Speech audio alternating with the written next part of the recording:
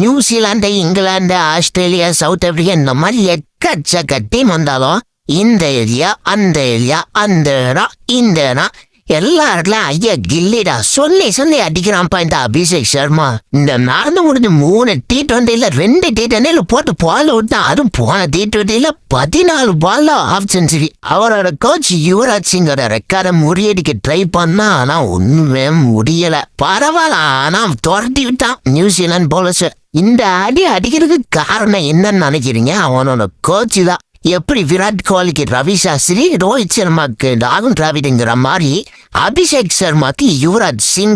இதனால நான் அடிச்சு அடியப்பட்டு ஏன்பா என் ரெக்கார்டை முறியடிக்க இல்லையாப்பா, பரவாயில்ல சூப்பரா அண்ணன் அப்படிங்கிற மாதிரி போட்டிருந்தாரு. இன்ஸ்டாகிராம்லயும் இன்னும் நிறைய சோசியல் மீடியாஸ்ல போட்டிருந்தாரு. மற்ற பேட்ஸ்மேன்லாம் ஓரளவு நின்று செட்டில் ஆகி ஸ்டோக் பண்ணுங்க. இவெல்லாம் அந்த மாதிரி கேஸே கிடையாது.